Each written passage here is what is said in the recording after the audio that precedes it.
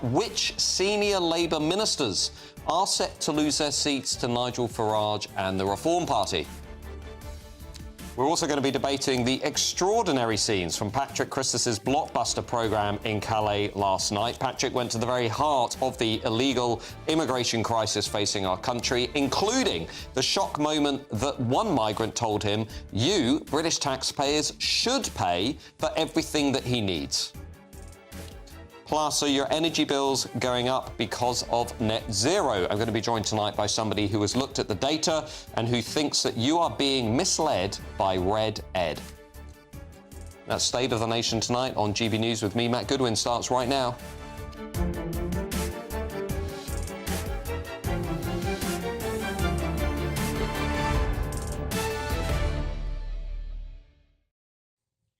Now, I'll also be joined tonight by my top panel, former Reform UK spokesman Gawain Towler and the journalist and broadcaster Benjamin Butterworth. As ever, I want to hear your views tonight at gbnews.com/yoursay. You can, of course, reach us on X at gbnews at GoodwinMJ. But now it's time for the News Bulletin with Mark White.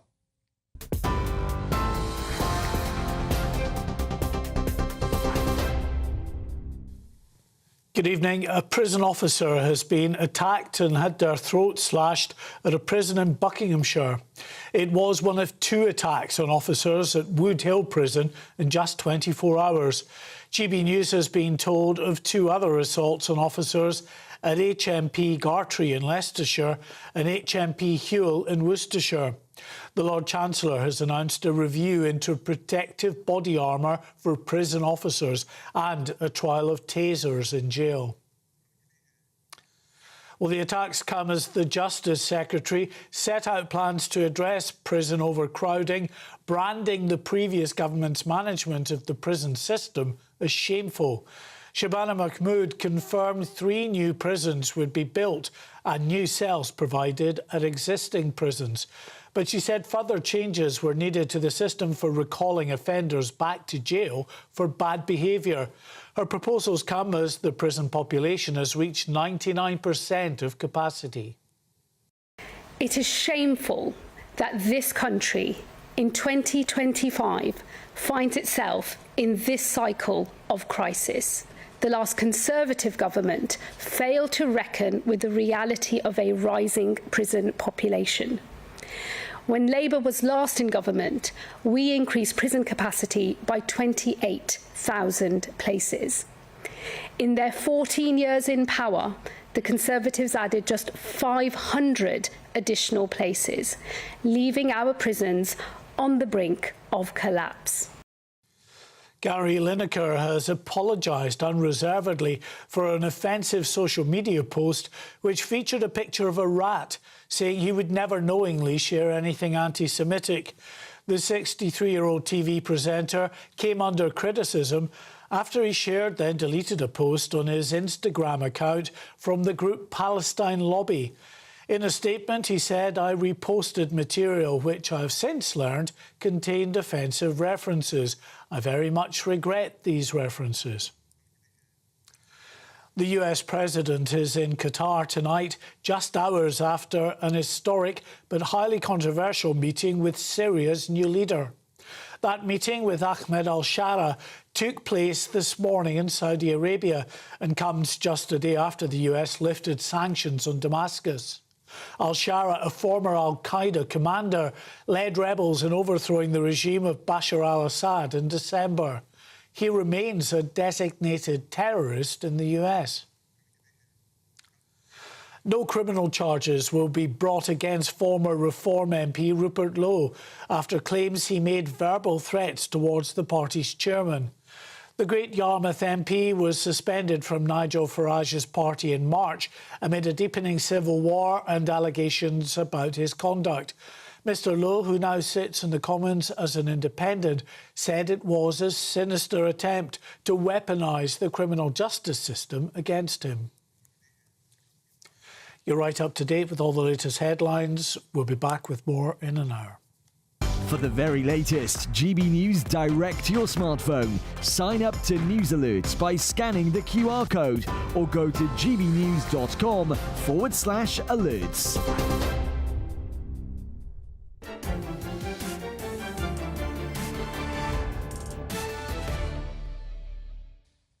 Well, welcome back to State of the Nation on GB News with me, Matt Goodwin, tonight. The tide is officially turning in British politics. New bombshell polling from YouGov has shown that mass immigration, mass uncontrolled immigration, is now the #1 issue for the British people. 50% of voters now say immigration is a top issue for them, a higher percentage than the number who say the economy. This represents the highest level of public concern about immigration since the vote for Brexit back in 2016. And let's be honest, it's not hard to see why. What we are facing here is a quarter of a century of broken promises. Under both Labour and the Tories, from Tony Blair to Boris Johnson, the British people have been lied to, they've been misled, they've been gaslit by the political class in Westminster. Consistently, all the people have ever asked for is lower immigration and control of their own borders. That's it. Less immigration. But the ruling class in this country has refused to listen. They've refused to treat the British people with the respect and the decency they deserve. Instead, the political, cultural and media elites have flooded Britain with seemingly endless amounts of low-skill, low-wage immigration, 90% of which is now coming from outside of Europe. This extreme policy has made us poorer, it's divided our country, and it has increased levels of crime and left the country that we all love unrecognisable, let's be honest. And they've done all this while not paying the costs. It's not the elites in this country who have to navigate the enormous financial price of mass uncontrolled immigration. It's not the elites in this country who have to live with the social and cultural effects of this political project. It is you, the hard-working, tax-paying, law-abiding British people. And it seems that whether the British people vote for more or less immigration, they just get more of it. And it's no wonder that it's yet again the biggest concern of the British public. And we are witnessing now, as a consequence of this refusal on the part of Westminster to listen to the forgotten majority, a new political revolt, the likes of which we've never really seen since the rise of the Labour Party in the early 20th century. The rise of reform represents the most significant assault on the two-party system since the rise of the Labour movement. Now, Keir Starmer was not wrong when he said that this week we have been running an open borders experiment. But the problem is neither he nor his Labour government have a plan to solve it. So Keir Starmer's migration plan will not make any difference whatsoever. We all know this. His new plan is frankly offensive to the British people. Migration will remain in the hundreds of thousands for years to come, exactly what the British people do not want. Even government insiders in the newspapers this week openly admit that what they mean by lowering immigration is returning it to 525,000 a year, which is about 200,000 higher than what it was when the people voted for Brexit, trying to take back control of their borders and their country. I don't know about you, but I think it is absolutely outrageous that this is still going on. Keir Starmer and Labour's plan will do nothing to stop the small boats crisis. That's why the numbers are up nearly 50% on the same time last year, nearly 80% on the same time in 2023. They will not return net migration to the tens of thousands, which is exactly where people want it to be. And it will not put the British people where they belong to be and where they deserve to be, which is first. The British people have already been betrayed at every turn over the last quarter century, and I'm afraid that under this Labour government they can only expect to be betrayed again. Well, joining me now to discuss all of this is Labour activist and commentator Aisha Ali Khan. Aisha, it is true, is it not, that Labour are completely out of touch with the country when it comes to what is now the #1 issue for British voters, mass uncontrolled immigration? Hi, Matt. First of all, I just want to point out the difference between the second subject that people were concerned about was only 1%. It's 49% for the economy, and obviously, as you mentioned, 50% for immigration. And I do feel that given the recent announcements by Keir Starmer on plans to tackle immigration numbers, obviously, we've only just been in literally not even a full year. We've been in power, and we're dealing with the mess that the Conservatives left behind for 14 years. They did very little to tackle and create a proper system to deal with all the people coming over. And I think, obviously, we can't... Hang on a minute, Aisha. Labour have removed the Rwanda plan. Labour have decriminalised illegal migration. Labour have removed age checks for illegal migrants. Can we just be clear? It's not simply Labour's complaint that this was all the Conservatives' fault. Labour are exacerbating this crisis because of very real changes the Labour government has made. Well, Matt, look, the Rwanda plan was never going to work in the first place. It got defeated in all the courts. You never waited to see if it would work. The age limit that was removed, the testing, sorry, that was something that was never actually put into practice anyway. It was something that had been talked about by the Conservatives and it had been discussed and so on, but it never actually went into practice. But going back to basically the plans that were announced this week and the rhetoric around it, there's lots of worries.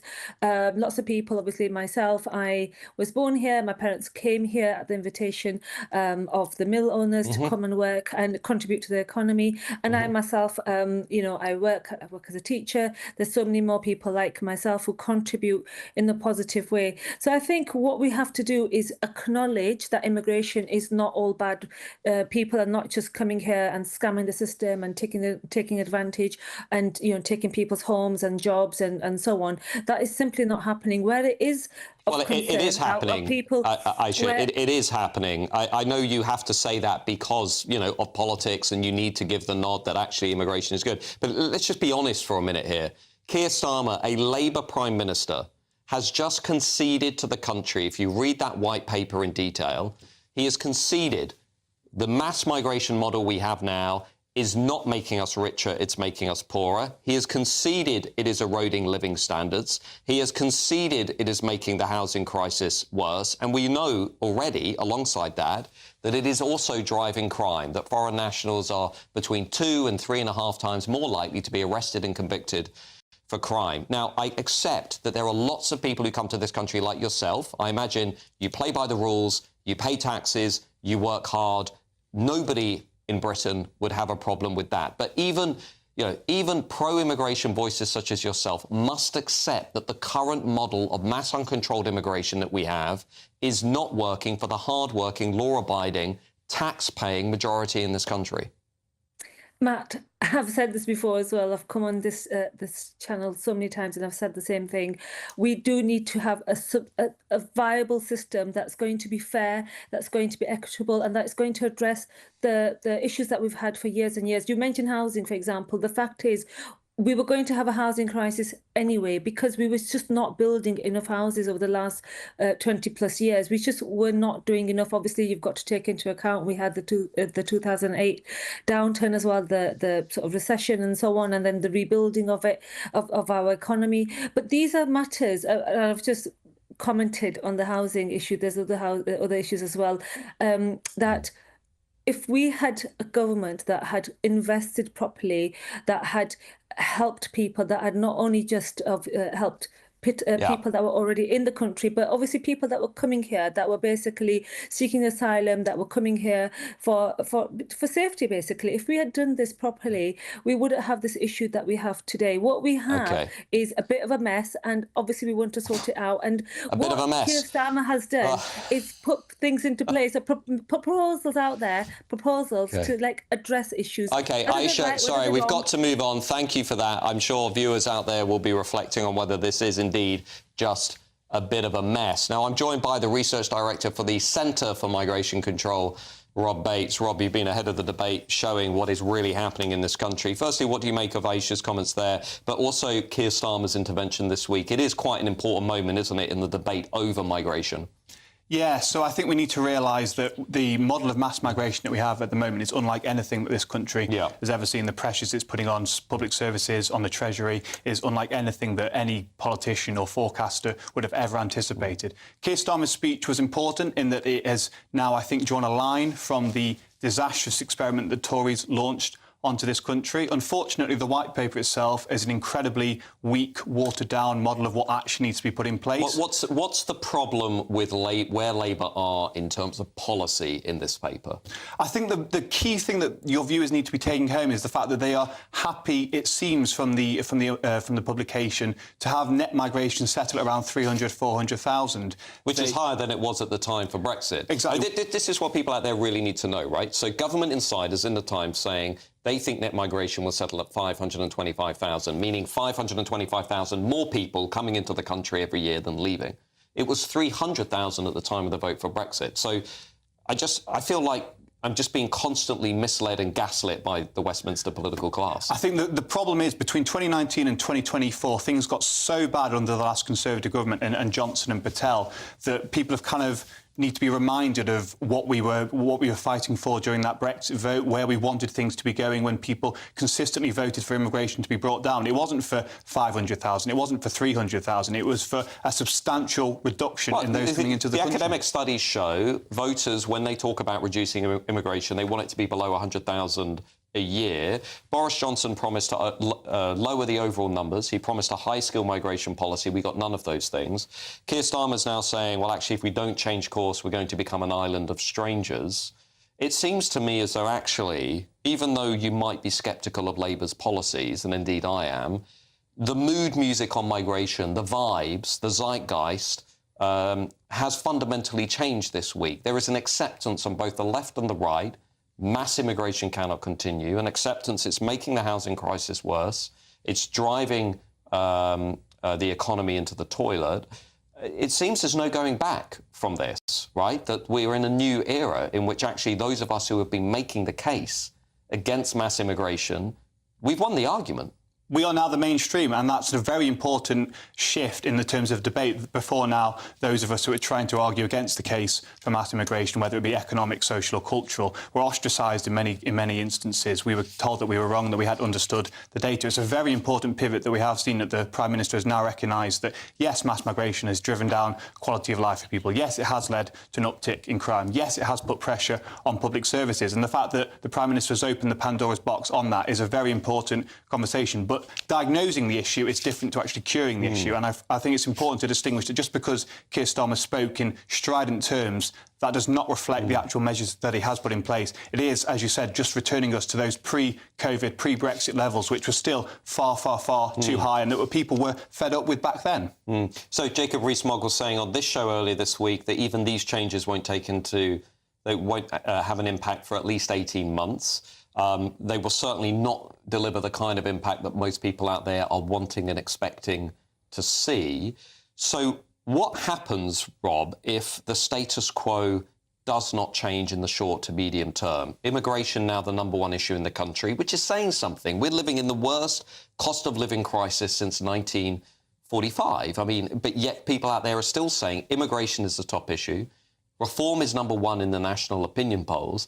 I mean, what actually happens in this country if Keir Starmer and Labour do not get their arms around this immigration issue? I think what the voters have indicated with this poll is that they've recognised immigration is upstream of the economy, it's upstream of health. And therefore, if we don't address this fundamentally with the serious reforms that we do need to our immigration system, those other problems will continue to get worse. It'll be harder to get a GP's appointment. You'll continue to see your living standards slide. Infrastructure will continue to be absolutely overburdened. And unless we get this under control, we will not see any improvement in any of those areas. And, you know, the current records that are being anticipated, the current levels that are being anticipated, 525,000, is that if that was to transpire, by 2035, a quarter of the country will be foreign-born and a third of the country will be first or second-generation born migrants. And this is the kind of transformation that we are seeing in the country as a result of mass migration. Well, that was Rob Bates from the Centre for Migration Control, consistently been ahead of the debate on all of this. Now, after the break, we're actually going to be building on that by looking at the political effects of some of this. We're going to be revealing to you tonight the Labour ministers who are set to lose their seats to Nigel Farage and the Reform Party, if indeed the status quo remains. We're going to be looking at some bombshell new polling with top expert Sir John Curtis, of course you know him well, which suggests that the Labour government could be on course for an election wipeout at the next election. Just stay right there, I'll see you in a couple of minutes.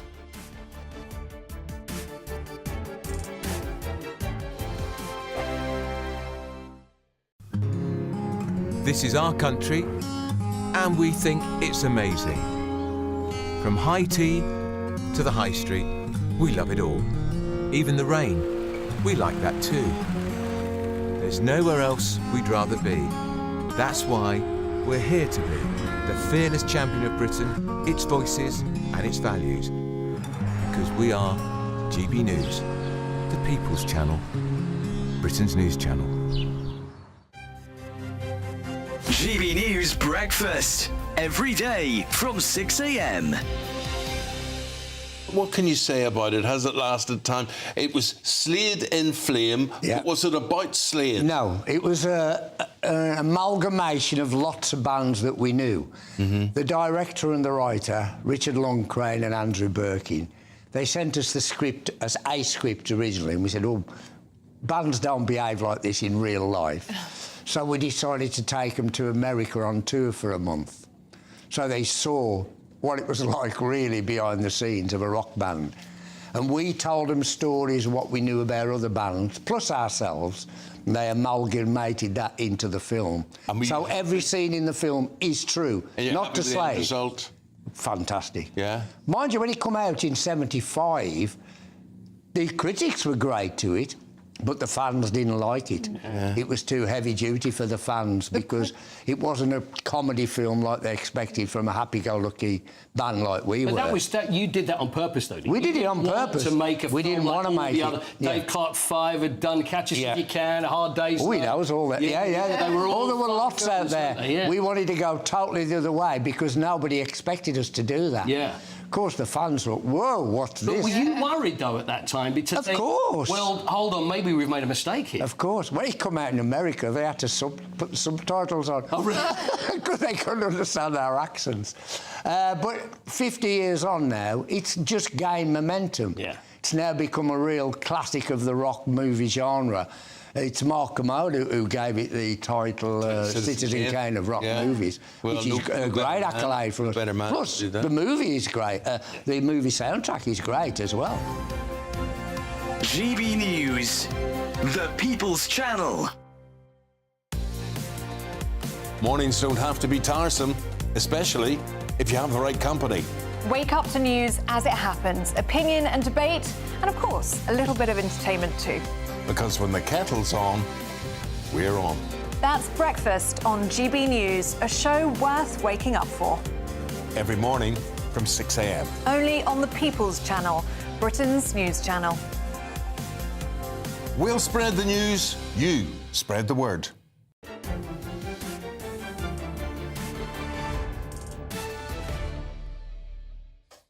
Welcome back to State of the Nation tonight on GB News with me, Matt Goodwin. So we've just been talking about how immigration has become the top issue for the British people, more important even than the economy. Now we're going to look at the polling and some bombshell new results from Electoral Calculus, a respected pollster, has revealed some even more troubling news for the Labour government, that Labour are facing an electoral extinction level event based on the local election results. If you look at the areas that have voted at the local elections, Labour would lose all but 3 of the seats that the Labour Party holds in these areas, with Energy Secretary Ed Miliband to be the most senior Labour politician to lose his seat.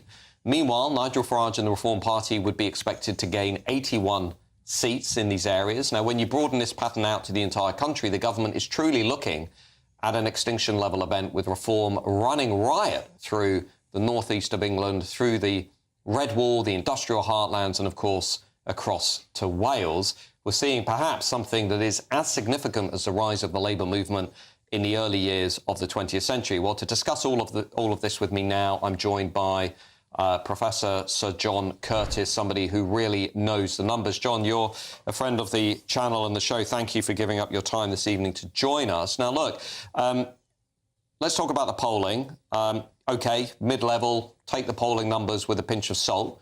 But am I right here in saying we are seeing something that is more significant than the rise of the SDP in the 1980s and perhaps as significant as the rise of the Labour movement in the early 20th century?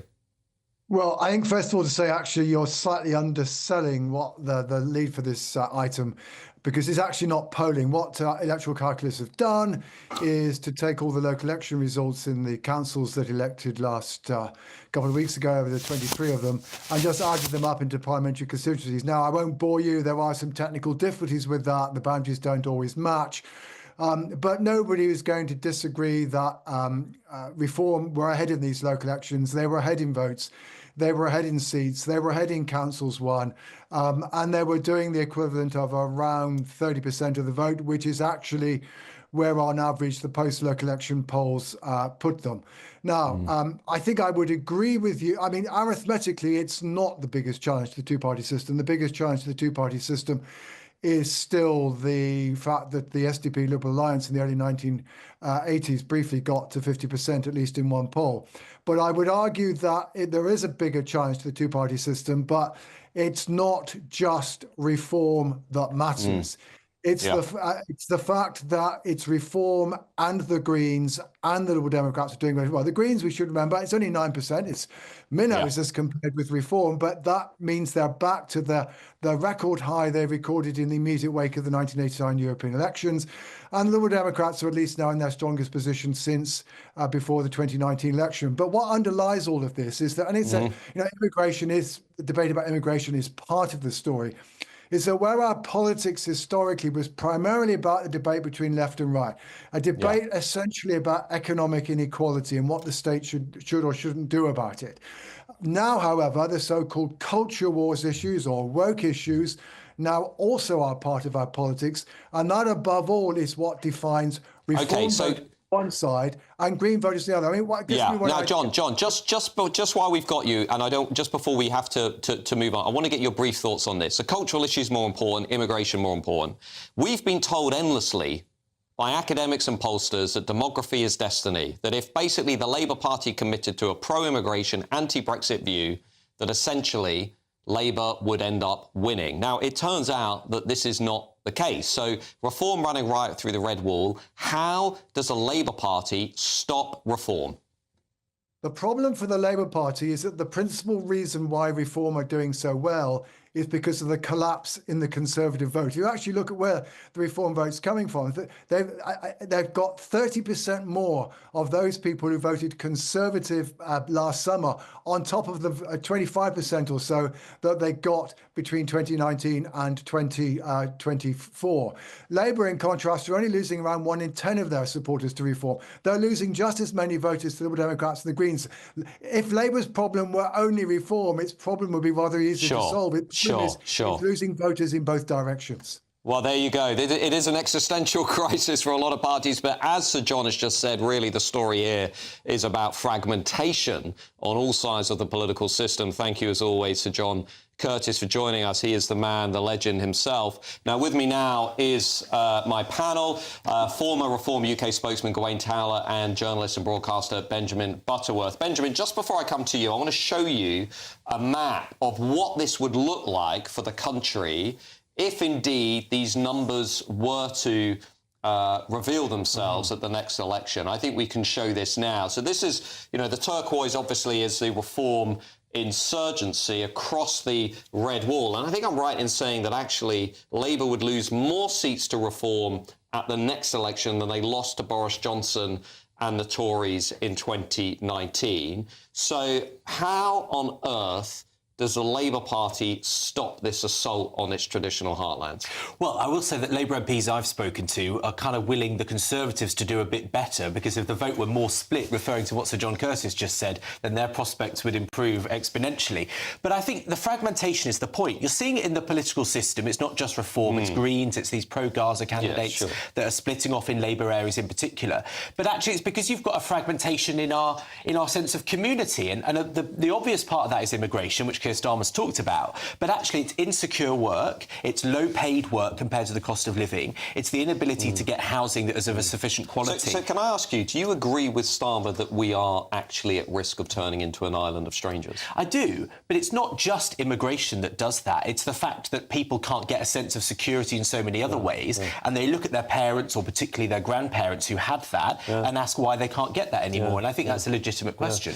Gawain, on the supply side of all of this, there's clearly a lot of public demand for an alternative to the Unit Party, Labour and the Tories. On the supply side, though, the big million-dollar question is actually, can reform keep the show on the road? Can they project credibility, competence, coherence? Can they give people the policies that for the first time in, let's be frank, a generation, the British people have been misled, they've been lied to, they've been gaslit. I'm fed up of watching it.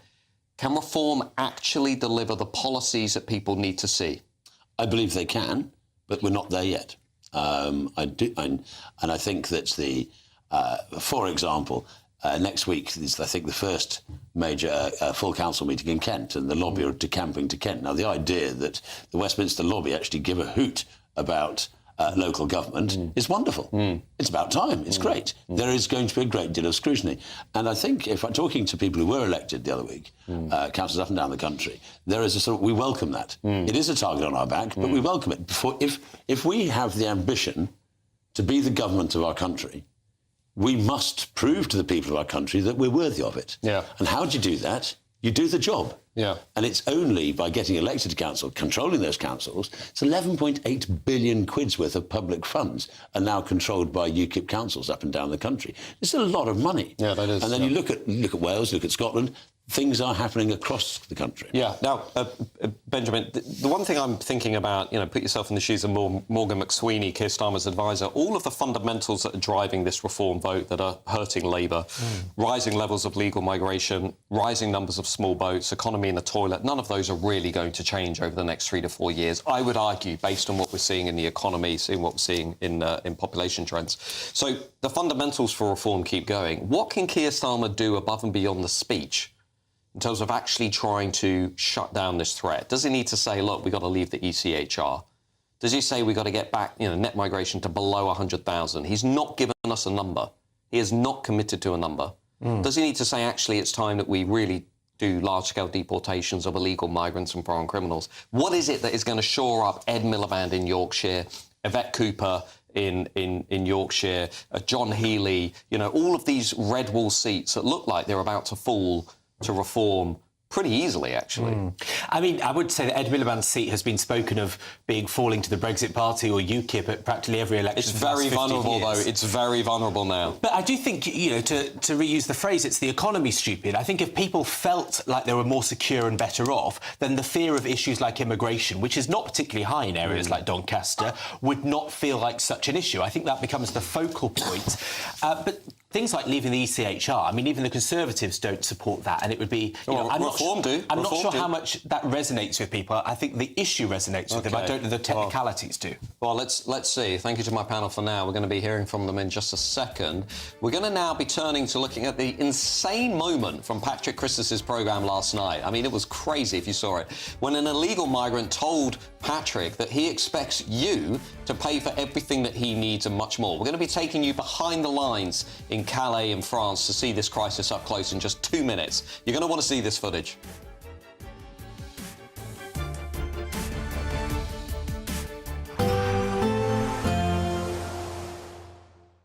Dinner under the stars tonight? That reminds me of our travel insurance. You mean All Clear Skies? All Clear Travel Insurance sponsors GBNews Travel Destinations Forecast.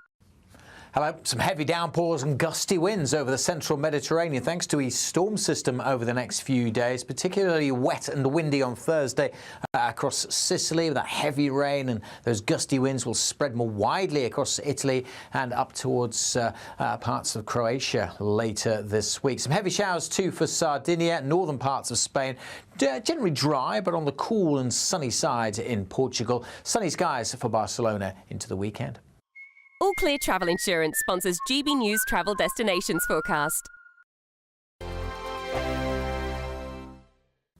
Evening. Yes, it's time for your latest weather update from the Met Office here on GB News. The fine sunny weather will continue for most of us through the weekend. It's always going to be a bit cloudier in the east, particularly so tomorrow morning, and always quite cool on the east coast as well. That's because of the position of the high. It sits to the north. It's the high pressure that's bringing the fine weather, but the winds are swinging in from the North Sea, bringing a chilly feel at times to parts of eastern England and to eastern Scotland, and introducing this cloud and mist, which will just seep inland as we go through the night.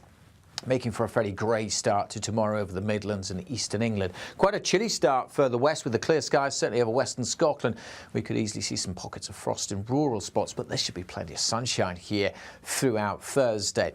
These eastern areas, though, will start pretty drab, so more clouds than this morning over the Midlands, southeast England. It may take a while to clear. Plenty of sunshine, though, for southwest England, Wales, Northern Ireland, and indeed much of Scotland. And with the help of that sunshine, those temperatures soon ticking up. Notice this northerly breeze, not especially strong, but it will be nagging away if you're exposed to it on these North Sea coasts. The sea's pretty chilly, so it's going to make it feel fairly fresh. And it will just mean these eastern areas may just keep that cloud for a bit longer as well. It may take much of the day before it clears, and some of the coasts may stay murky all day. But for most places, dry and sunny, and I don't think we'll see any of the showers that we had this afternoon across the southwest. So a dry day here, and that's where we'll see the top temperatures. Southwestern areas or western Scotland, 21, 22 degrees, but it will be quite a bit cooler on those North Sea coasts. Friday's a similar story, likely to start a bit grey over some central parts. The clouds should melt away inland, but may stick to some coasts for eastern England, for example. But generally, the sunny weather will continue, even into the weekend. Similar patterns, perhaps starting a bit grey and misty, but temperatures generally a touch above average, but staying chilly on those North Sea coasts. In the GB newsroom, we bring you the news as it happens. With our team of dedicated journalists across the UK, we're ready to keep you up to date with what's happening every half an hour, every single day. Bulletins here on GB News, the People's Channel, Britain's news channel. Join me, Nana Akwe, for an informative, interactive news programme with a difference. It's fun. No, he didn't say that, Dave. I'm so surprised. I think there's an element of truth to that. Join me from 3 p.m. every weekend, only on GB News, Britain's news channel. Headliners on GB News 11 p.m. every night. It's got 3 top comedians going through the next day's newspapers so you don't have to read them, which is great. That's a good point. He's lying. I mean, maybe he's not lying. That's Headliners every night from 11 p.m. and 5 a.m. as well on GB News, Britain's news channel.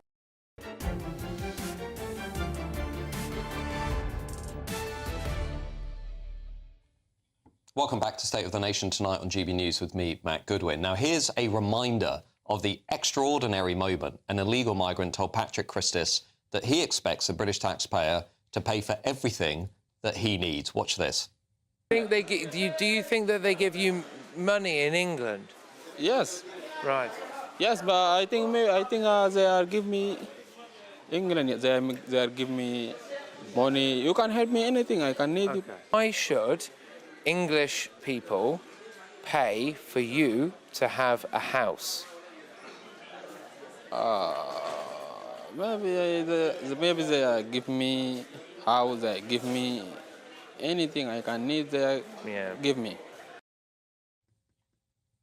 But perhaps the most revealing part of Patrick's incredible coverage yesterday was the fact that the migrants want to come to the UK because they know they'll never be sent home. Watch this. Better from here. Better than France. Yeah. Better than France. Okay. Lastly, he is just a Dublin problem. He is okay, but here is Dublin. The Dublin Agreement. Yeah, Dublin. So they can send you back to the first country that you came in. Country. Only the first country is problem. That's the problem. Whereas if you go to England, you can stay. Well, I'm joined now to discuss all of that by Krish Kandiah, founder of the Sanctuary Foundation and indeed friend of the show. Krish, thank you for giving up your time this evening. We appreciate it. You're always up for the debate. Krish, Britain's a soft touch, isn't it? I mean, what you heard there from the camps from Patrick's remarkable coverage is the people coming into the UK, often illegally, are very keenly aware of the welfare and the support and the housing and the resources that we make available. The system's broken. Well, Matt, I don't think that was Patrick's finest hour. He was door-stopping vulnerable people in their second language. There were no translators present. I don't know how Patrick's Arabic was. The clip I saw showed that the first person was from Sudan. No mention of the 26 million people at the edge of starvation. No mention that 70% of the hospitals have been wiped out. No talk about the reasons they are leaving the countries they're leaving, and putting a guy on the spot and asking him why the British taxpayer should pay for his housing, I'm not sure he fully understood the question.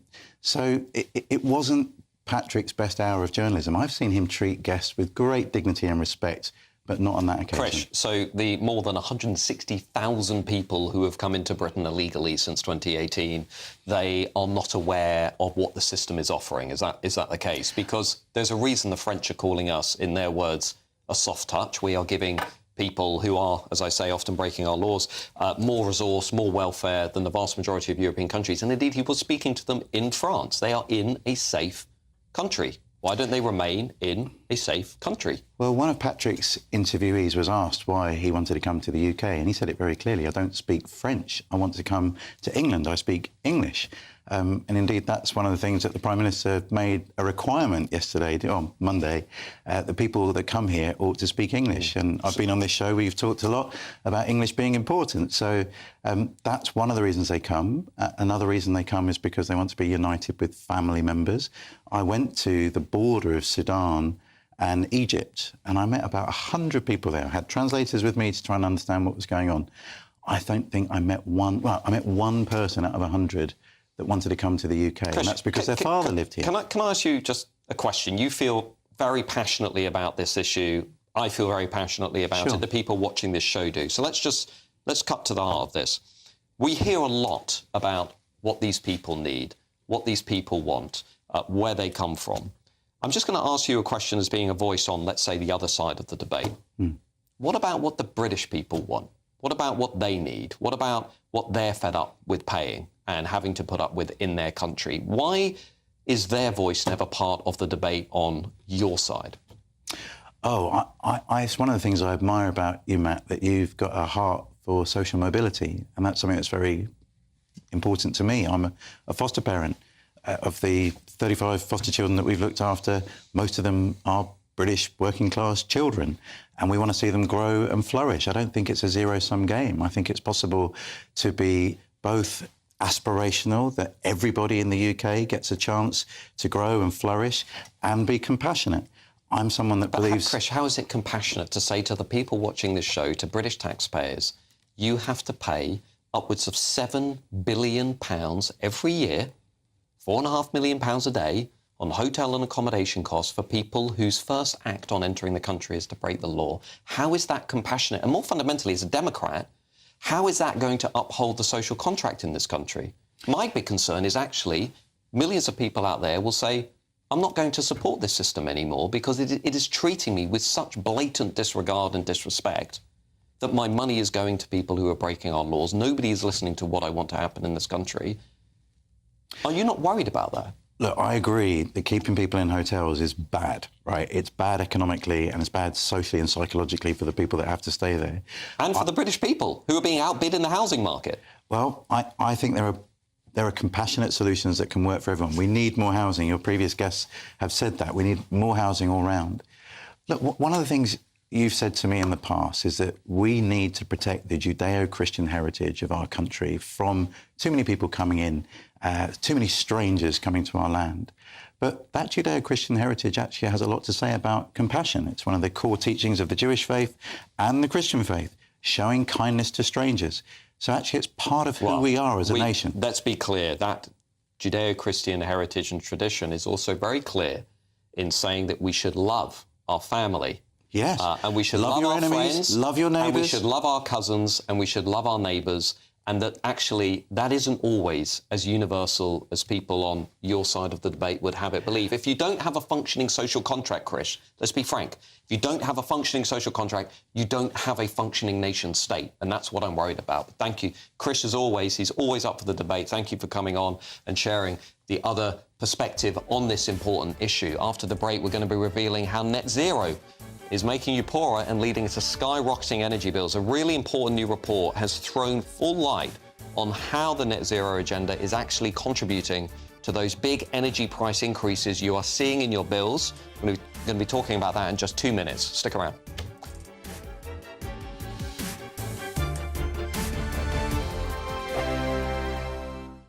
The royal family is an enduring symbol of tradition, unity and pride for Britain. At GB News, we celebrate what makes this country great. In our new royal newsletter series, you can join me, Cameron Walker, for Inside the Palace, an exclusive look every week that takes you beyond the gates and brings you the very latest from those at the heart of the monarchy. Never miss a royal moment again. Sign up now. Go to gbnews.com/royal newsletter and get the latest straight to your inbox. Exciting news. Every Friday, my Patrick Christie's Tonight Show is going to have a twist to it. We're welcoming some special guests. You. That's right, on Fridays I'm going to be doing my show in front of a live studio audience because this show is about you and what you have to say. It's going to be the same big debates, same big topics, same big opinions. But every Friday night at 9 p.m, you are invited to come on down to Patrick Christie's Tonight to be a part of the action.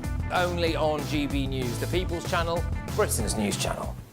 Hi, I'm Michelle Dewberry, and my show is your opportunity to cut through all the noise and dive in headfirst to some robust debates. Ideas clash. Situation, isn't it? No, Because the failure is... You're deliberately avoiding my point. Nothing's held back. And if you think this is the end of it, wait for more. And we do not shy away from the difficult stuff. Sometimes I want to shake people and say, if only you understood. So join me on Jubes & Co. weeknights at 6 p.m, only on GB News, Britain's news channel. From the school run to the home run, watch a new show for all of Britain. So he can say whatever he wants. A straight talking show where all voices are heard. And, you know, when are we going to stop talking about smashing the gangs and actually do it? With the stories that matter from every part of our country. There's a bit of a crash landing there for your Chancellor. Bold, fearless and standing up for you. That's me, Martin Daubney, 3 p.m. till 6 p.m, weekdays, here only on GB News. The People's Channel, Britain's news channel. In the GB newsroom, we bring you the news as it happens. With our team of dedicated journalists across the UK. We're ready to keep you up to date with what's happening every half an hour, every single day. Bulletins here on GB News. The People's Channel. Britain's news channel. Headliners on GB News 11 p.m. every night. It's got 3 top comedians going through the next day's newspapers so you don't have to read them, which is great. That's a good point. He's lying. I mean, maybe he's not lying. That's Headliners every night from 11 p.m. and 5 a.m. as well on GB News, Britain's news channel. Join me, Nana Akwe, for an informative, interactive news programme with a difference. It's fun. No, he didn't say that, though. I'm so surprised. I think there's an element of truth to that. Join me from 3 p.m. every weekend, only on GB News, Britain's news channel.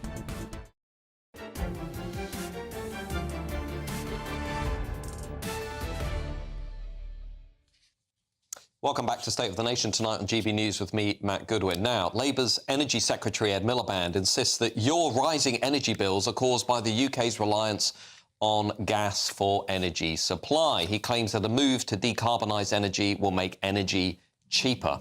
But a new report from Net Zero Watch has made some bombshell claims that throw everything Ed Miliband has said into real doubt.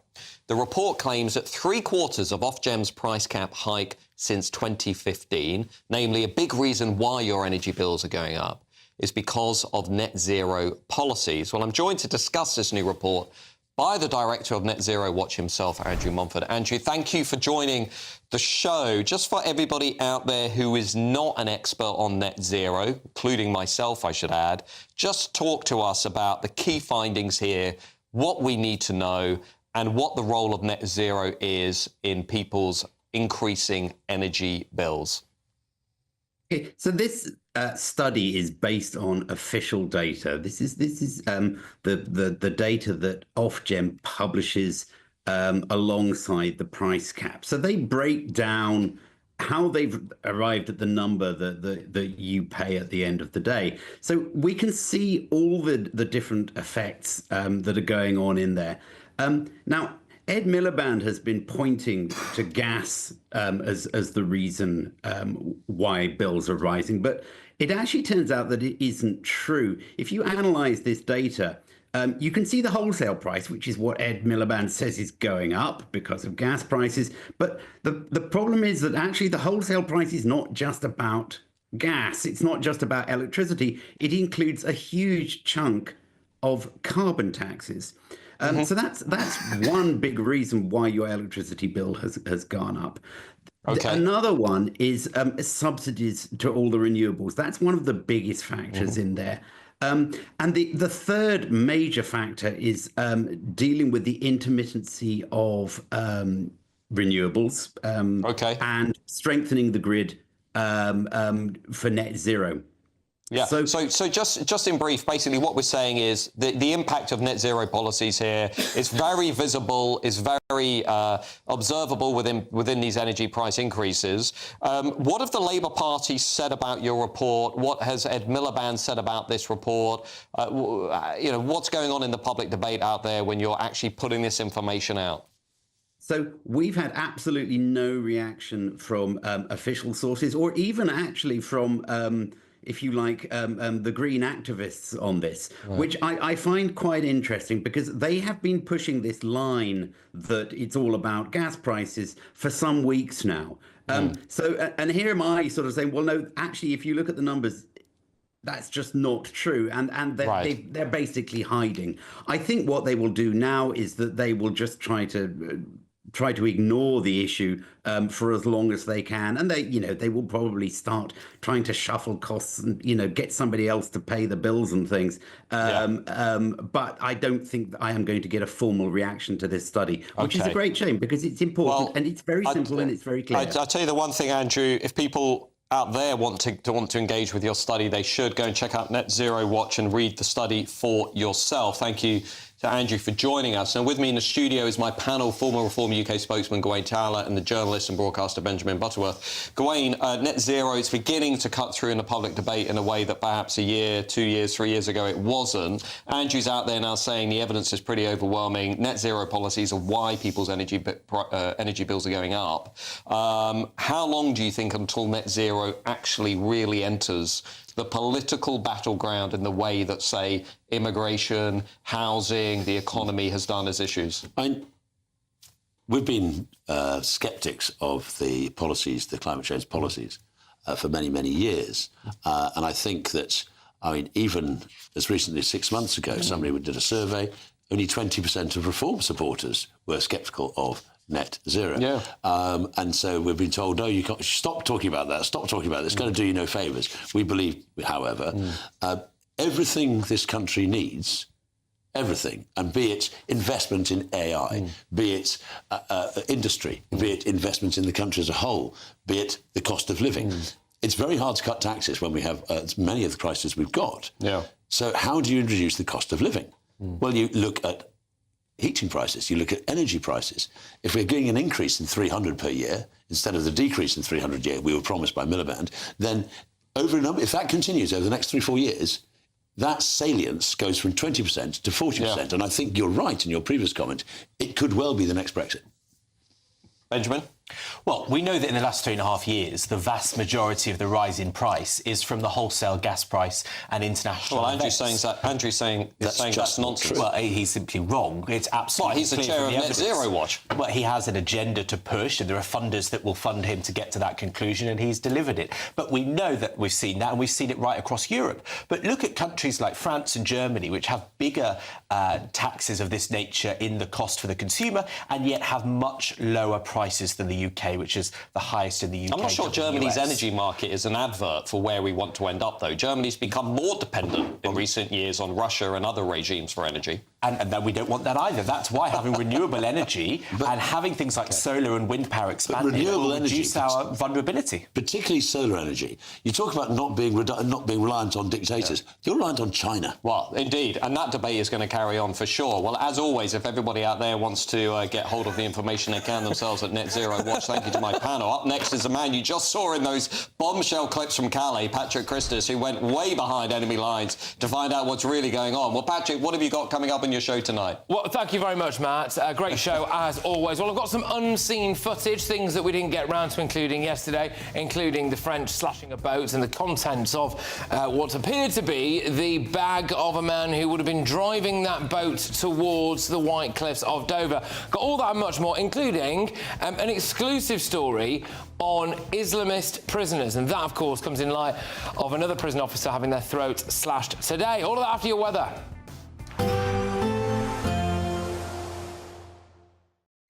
expect a warm front, moving from the kitchen right through to the rest of the house. Boxed Boilers, sponsors of weather on GB News.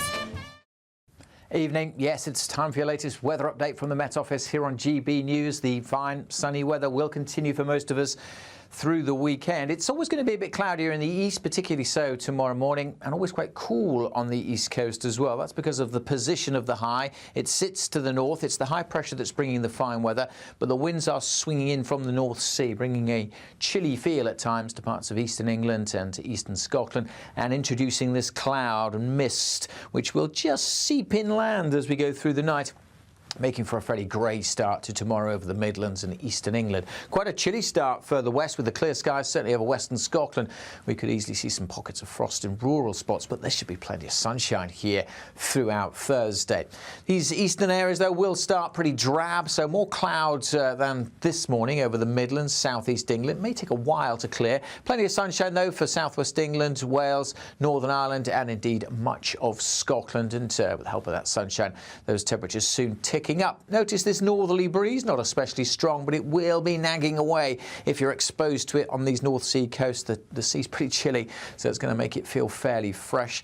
And it will just mean these eastern areas may just keep that cloud for a bit longer as well. It may take much of the day before it clears, and some of the coasts may stay murky all day. But for most places, dry and sunny, and I don't think we'll see any of the showers that we had this afternoon across the southwest. So a dry day here, and that's where we'll see the top temperatures. Southwestern areas or western Scotland, 21, 22 degrees, but it will be quite a bit cooler on those North Sea coasts. Friday's a similar story, likely to start a bit grey over some central parts. The clouds should melt away inland, but may stick to some coasts for eastern England, for example. But generally, the sunny weather will continue. Even into the weekend, similar patterns, perhaps starting a bit grey and misty, but temperatures generally a touch above average, but staying chilly on those North Sea coasts. A positive outlook through the night will power through to a bright day ahead. Boxed Home Battery Storage, sponsors of weather on GB News.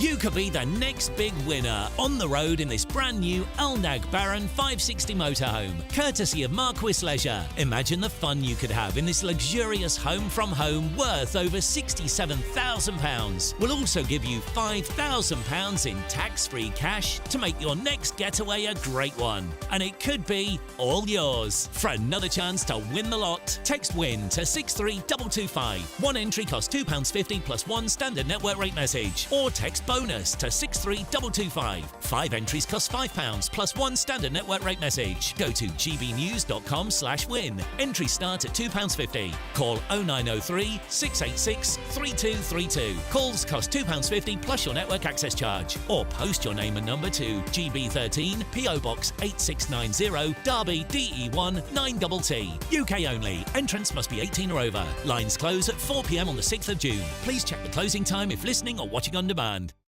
It's Patrick Christie's Tonight, and here we do things differently. It's explaining the absolute madness of this, doesn't it? It's explosive. I mean, this is very good. It's lively. 850. Your government sat there, Sean, and it did nothing. It's controversial. And the Middle East has been in turmoil since before I was born. It's everything you need to kickstart your evening. Everyone's had their Weetabix tonight. I love to see it. That's Patrick Christie's Tonight, weeknights from 9 p.m.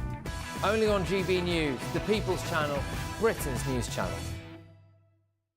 Hi, I'm Michelle Dewberry, and my show is your opportunity to cut through all the noise and dive in headfirst to some robust debates. Ideas clash. Situation, isn't it? Because the failure is... You're deliberately avoiding my point. Nothing's held back. And if you think this is the end of it, wait for more. And we do not shy away from the difficult stuff. Sometimes I want to shake people and say, if only you understood. So join me on Jubes & Co. weeknights at 6 p.m. only on GB News, Britain's news channel. Good Afternoon Britain isn't just about us. The wonderful thing about this programme is it's about everyone watching. It's an interactive programme. Well, there absolutely is something to see here, and we're going to be talking about it more. Whether it's breaking royal news, please bring us up to date. Or indeed a particularly punchy speech in the House of Commons. Very, very curious. We bring it to you live, and then we bring you live reaction as well. That's Good Afternoon Britain, weekdays from midday. Only on GB News, the People's Channel, Britain's news channel. Mornings don't have to be tiresome, especially if you have the right company. Wake up to news as it happens, opinion and debate, and of course, a little bit of entertainment too. Because when the kettle's on, we're on. That's Breakfast on GB News, a show worth waking up for. Every morning from 6 a.m. Only on the People's Channel, Britain's news channel.